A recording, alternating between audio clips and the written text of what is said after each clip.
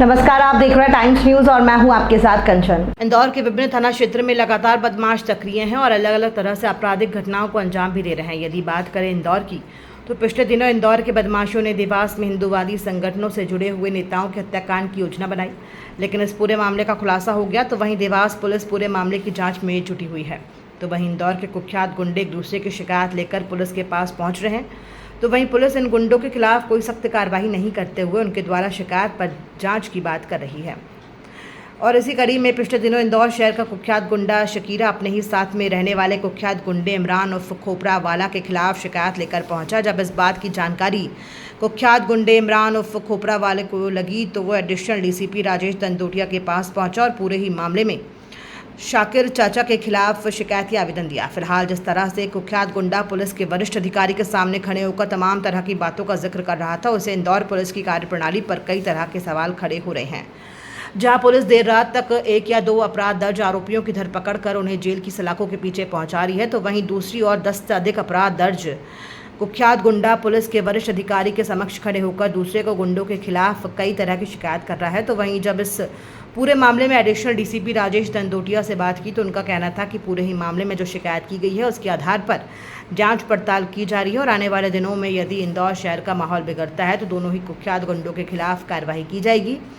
जब उनसे पूछा गया कि कुख्यात गुंडा जो शिकायत लेकर आपके पास पहुंचा था उस पर कई तरह के अपराध दर्ज हैं, तो क्या पुलिस आने वाले दिनों में इसके खिलाफ कोई कार्रवाई करेगी, तो एडिशनल डीसीपी का कहना है कि पूरे ही मामले में बॉन्ड ओवर सहित तमाम तरह की कार्रवाई की जा रही है।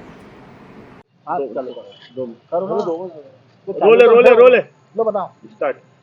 मैम, तुम भी एक गैंग से जुड़े हुए हो, मगर तुम अपनी ही गैंग के कुछ लोगों के खिलाफ एक आवेदन देने आए हो। क्या पूरा मामला है? ये शैलेन पवार को मारने के लिए प्लानिंग बनाई थी इसने मेरे से बोला था, तो मैंने मना कर दिया था।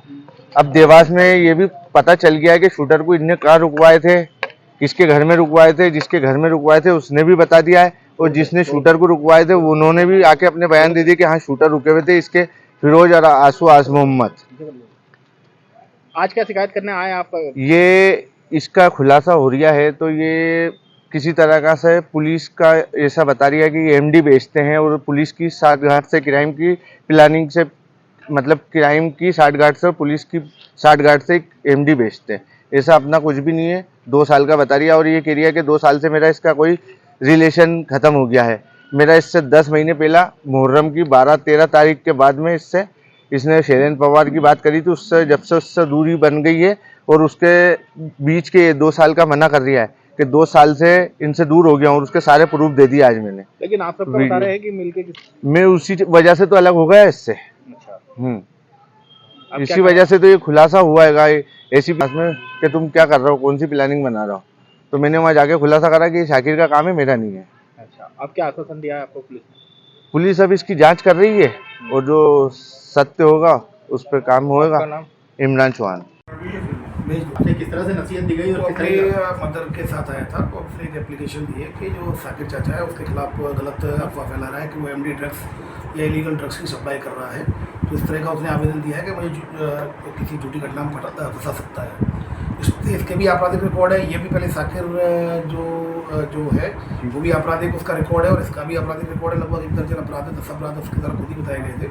फिलहाल इसने आवेदन दिया है, क्योंकि पुलिस दोनों पर ही काम कर रही है, दोनों पर नजर बनाए रखे है, और इसमें जो भी इसमें सप्लाई इलीगल ड्रग्स या इलीगल एक्टिविटीज़ में जो भी इसमें लगा होगा उसमें उनके खिलाफ कड़ी से कड़ी कार्रवाई की जाएगी। उनको खिलाफ न केवल वैधानिक कार्रवाई के साथ साथ जो प्रिवेंटिव एक्शन होता है, प्रिवेंटिव एक्शन भी खड़ा लिया जाएगा, क्योंकि इनके काफ़ी आपराधिक रिकॉर्ड है। अगर इसमें कोई भी इलीगल एक्टिविटीज में शामिल होगा, कोई भी एविडेंस पुलिस को मिलते हैं, तो सख्त से सख्त कार्रवाई की जाएगी। सर, जिस तरह से आरोपी लोग आप लोग 10 अपराध से अधिक अपराध, देखिए मेरा ये मानना है कि चूँकि परिजन, जैसे उनके परिजन भी साथ में आए थे, और हर व्यक्ति को कहीं ना कहीं ऐसा लगता है कि अगर झगड़ा चल रहा है तो अपनी कहीं मुझे गलत ना फंसा दे, तो कई लोगों को ऐसा लग सकता है कि कहीं गलत नहीं फंस जाए कहीं किसी के। लेकिन इन आवेदन देने से, गलत फंसने से कुछ नहीं होगा, क्योंकि हम एविडेंस के आधार पर कार्रवाई करते हैं। सच मिलेगा तभी हम कार्रवाई करेंगे। सर, ऑलरेडी इसमें प्रिवेंटिव एक्शन लिया जा चुका है, संबंधित थानों के द्वारा इनको बाउंड ओवर कराया जा चुका है, और इन पर शहर के विभिन्न थानों की जो थाना क्षेत्र है उनके द्वारा तो नज़र रखी जा रही है।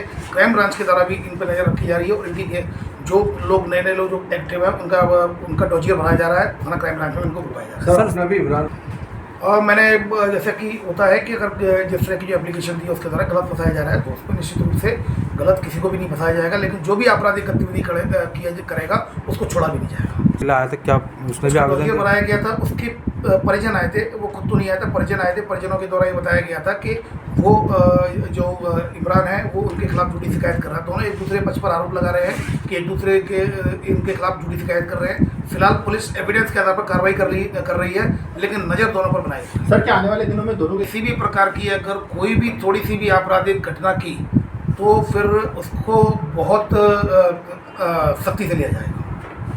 टाइम न्यूज देखिए अब आपके मोबाइल और स्मार्ट टीवी पर।